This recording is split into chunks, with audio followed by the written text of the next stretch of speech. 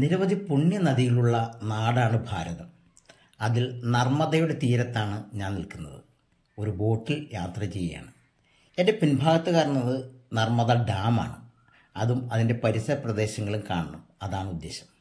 അതുപോലെ തന്നെ ഇതിനോട് ചേർന്ന് ഒരു ക്ഷേത്രമുണ്ട്.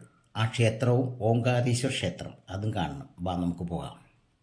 മധ്യപ്രദേശിലെ ഒരു ഇൻഡോർ പട്ടണത്തിൽ നിന്ന് 72 കിലോമീറ്റർ അകലെയാണ് ഞങ്ങൾ നിൽക്കുന്നത്. ഇത് ഒരു ചെറിയ ചായ കുടിക്കാൻ വേണ്ടി ഇറങ്ങിയ സ്ഥലത്താണ്. കൃഷിയിടങ്ങളാണ് കൂടുതലും. റോഡിന് ഇരുവശങ്ങളിലും നല്ല കൃഷിയിടങ്ങളാണ്. അങ്ങ് ദൂരേക്ക് ചെല്ലുന്തോറും വാഹനങ്ങളുടെ തിരക്ക് കൂടി തുടങ്ങി. ഇവിടെ എന്തോ ഒരു പ്രശ്നമുണ്ട്. പോലീസുകാർ ഇടപെട്ടാണ് അവിടെ ഞങ്ങളുടെ വാഹനത്തിന് മുമ്പുള്ള വാഹനങ്ങളെല്ലാം അത് നല്ല രീതിയിലേക്ക് യാത്ര ആരംഭിച്ചത്. ഒരു കാര്യം തീർച്ചയാണ്, ഇവിടുത്തെ നിയമങ്ങളൊന്നും ഇവർ പാലിക്കാറില്ല. ഒരിക്കലും ഹെൽമറ്റ് ഉപയോഗിക്കാതെ യാത്ര ചെയ്യുന്നവരാണ് ഏറെയും ഇവിടെ ഉള്ളത്. ഹെൽമറ്റ് എന്താണെന്ന് പോലും അറിയില്ലാത്തവരാണ് ബഹുഭൂരിപക്ഷം യാത്രക്കാരും. അങ്ങനെ ആ യാത്ര ഞങ്ങൾ ക്ഷേത്രത്തിൻ്റെ അടുത്തേക്ക് എത്തിക്കൊണ്ടിരിക്കുകയാണ്. ആ വാഹനത്തിൽ ഒരു പോലീസുകാരൻ വന്ന് നിയന്ത്രിക്കുന്നത് നമുക്ക് കാണാൻ സാധിക്കും. പക്ഷേ അദ്ദേഹം ഒന്നും പറഞ്ഞാൽ അത് കേൾക്കാത്ത രീതിയിലാണ് നീങ്ങുന്നത്. ഞങ്ങളിതാ ക്ഷേത്രത്തിൻ്റെ അടുത്തേക്ക് എത്തി. അപ്പോൾ അവിടേക്ക് ഇനി കയറാനുള്ള തയ്യാറെടുപ്പിലാണ്.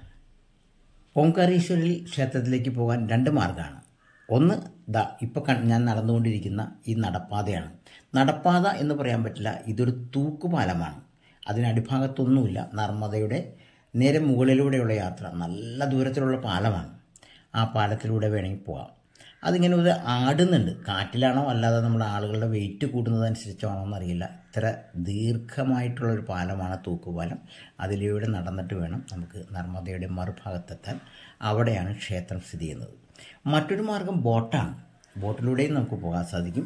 എന്തായാലും ഈ നടപ്പാതയുടെ ദൃശ്യങ്ങൾ ആദ്യം കണ്ടതിന് ശേഷം, ആസ്വദിച്ചതിന് ശേഷം താഴേക്ക് പോകാമെന്നുള്ള ധാരണയിലാണ് ഞാൻ താഴേക്ക് പോകാതിരുന്നത്. ബോട്ട് അങ്ങ് ദൂരെ കാണുന്നുണ്ട്, അവിടേക്ക് നമുക്ക് എത്തണം.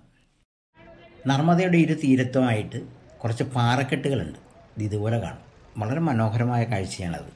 എന്തോ പാറക്കെട്ടുകൾ ഇങ്ങനെ അടക്കി വെച്ചിരിക്കുന്ന പോലെ തോന്നും. ദൂരെ കാണുന്ന പാലം പോലുള്ള സംഭവത്തിലൂടെ വേണം നമുക്ക് നടന്ന് ക്ഷേത്രത്തിലേക്ക് എത്താൻ.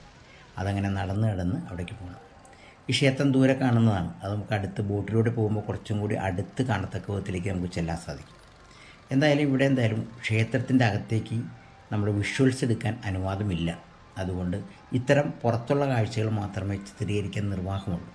അത് മനസ്സിലാക്കിക്കൊണ്ട് തന്നെ കൂടുതൽ പ്രാധാന്യം ഞാൻ പുറത്തുള്ള കാഴ്ചകൾക്ക് കൊടുത്തിരിക്കുകയാണ്. ആ ക്ഷേത്രം കാണുന്ന ദൂരെയാണ്. ഇനി ഞങ്ങളൊരു ബോട്ട് കിടക്കുന്ന സ്ഥലത്തേക്ക് പോവുകയാണ്. അവിടേക്ക് കയറണം. ബോട്ടുകാരനായിട്ട് ചില ധാരണകളിലായി. 7 പേരുണ്ടാവുന്ന ഒരു യാത്രാ ബോട്ടിൽ എന്നാൽ ഇത്ര റേറ്റ് എന്ന് തീരുമാനിച്ചതിന് ശേഷം ഞങ്ങളത് ഡിവൈഡ് ചെയ്ത് കൊടുക്കുകയാണ് ചെയ്തത്. അങ്ങനെ യാത്ര തുടരുകയാണ്. ഈ നർമ്മദയുടെ കുറേ പ്രത്യേകതകളുണ്ട്. നർമ്മദ നദി ഒരു പുണ്യനദി മാത്രമായി കാണപ്പെടുന്നതല്ല.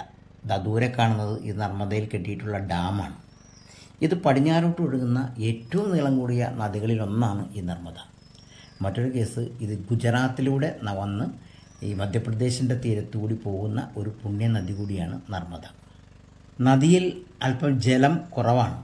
എന്നാലും ഡാമിനെയെല്ലാം വളരെ വൃത്തിയായി കാണുന്ന രീതിയിലാണ് ബോട്ടുകാരൻ ഞങ്ങളെ കൊണ്ടുപോകുന്നത്.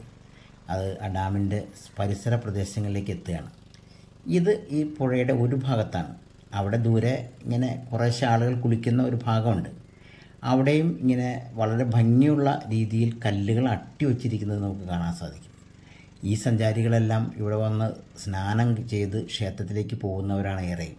നമ്മുടെ നാട്ടുകാർ വളരെ കുറവാണ് എന്നുള്ള കാര്യം പ്രത്യേകം ഓർക്കണം. ഇതാണ് ഞാൻ ഈ മറുഭാഗത്ത് കാണിക്കുന്ന പാറകളും അതുപോലെ തന്നെ ക്ഷേത്രത്തിൻ്റെ അടുത്തുള്ള വിഷ്വലുമാണത്. ക്ഷേത്രത്തിലേക്ക് എത്തണമെങ്കിൽ ആ നടപ്പാതയിലൂടെ നടന്ന് അവിടെ ക്യൂ നിന്ന് ഇവിടേക്ക് എത്തണം. ഏകദേശം ഒരു 3 മണിക്കൂർ കൊണ്ടാണ് ഒരു ഭക്തൻ അവിടെ എത്തിച്ചേർന്നത് എന്നാണ് എനിക്ക് മനസ്സിലാക്കാൻ സാധിച്ചത്. എന്തായാലും ഭക്തി നിർഭരമായ ഒരു വലിയ ഒരു ഭക്തജനങ്ങളുടെ കേന്ദ്രമാണ് ഈ ക്ഷേത്രം. ഇവിടുത്തെ ഏറ്റവും പ്രധാനപ്പെട്ട ഒരു ക്ഷേത്രങ്ങളിലൊന്നാണ്. മധ്യപ്രദേശിൻ്റെ ഏറ്റവും പ്രധാനപ്പെട്ട ശിവക്ഷേത്രങ്ങളിലൊന്നാണിത്. ഞങ്ങളുടെ ബോട്ട് യാത്രയിൽ ആളുകൾ 7 പേരോ 8 പേര് കൂടുതൽ കയറില്ല എന്ന് പറഞ്ഞിട്ടുണ്ടായിരുന്നു. ഒരു കാര്യം നമുക്ക് മനസ്സിലായി, മലയാളികൾ ഇവിടെയും കുറവാണ്. എന്തായാലും നമ്മൾ ക്ഷേത്രത്തിൻ്റെ പരിസരത്തും അവിടെയെല്ലാം ഈ ബോട്ട് യാത്രയിൽ നടന്ന് തിരിച്ച് നമ്മൾ പോരുകയാണ്. നമ്മൾ നേരത്തെ നടന്നു പോയ ഒരു പാലം കണ്ടിരുന്നല്ലോ. ആ പാലമാണ് നമ്മൾ ഈ കണ്ടുകൊണ്ടിരിക്കുന്നത്. ഒരു അത്ഭുതം തോന്നി. ഈ പാലത്തിലൂടെയാണ് നടന്ന് നമ്മൾ അപ്പുറം എത്തിയത് എന്നുള്ള കാര്യം ഓർത്തപ്പോൾ ഒരു ഞെടുക്കം തന്നെ നമ്മുടെ മനസ്സിൻ്റെ ഉള്ളിലുണ്ടായി. ഇതിന് തൂണുകളില്ല. ആകെ കൂടി ഒരു തൂക്കുപാലത്തിന് 2 എൻഡിലും മാത്രമാണ് അതൊരു ബലപ്പെടുത്തി അതിനകത്ത്, ബാക്കിയെല്ലാം റോപ്പിലാണ് നിൽക്കുന്നത്. ആ പാലത്തിലൂടെയാണ് നമ്മൾ നടന്ന് അക്കരെ എത്തിയത്. മധ്യപ്രദേശിലെ മറ്റൊരു ഭക്തി കേന്ദ്രമാണ് ഉജ്ജയിനി. അവിടേക്ക് നമുക്ക് പോകേണ്ടതുണ്ട്. ഇവിടുത്തെ ഭക്തർ ഈ നദിയിൽ കുളിച്ച് ദർശനം നടത്തി ഈ നദിയിലെ ജലമെടുത്ത് ഉജ്ജയിനിലേക്ക് എത്തിക്കുകയാണ് പതിവ്. അങ്ങനെ ചെയ്യുന്ന നിരവധി ഭക്തന്മാർ നമ്മളിവിടെ കാണാൻ സാധിച്ചു. വളരെ മനോഹരമായ ഈ വിൽപ്പനശാലകളും ഇവിടെയുണ്ട്. അതെല്ലാം ക്ഷേത്രത്തിലുള്ളതാണെങ്കിലും ഇതല്പം വ്യത്യസ്തമായി തോന്നി. നമുക്കെന്തായാലും അടുത്ത പോയിന്റിലേക്ക് നീങ്ങണം. അവിടെയും ഇതുപോലെ നിരവധി കാഴ്ചകൾ നമ്മളെ കാത്തിരിക്കുന്നുണ്ട്. അവിടേക്ക് നീങ്ങുകയാണ്.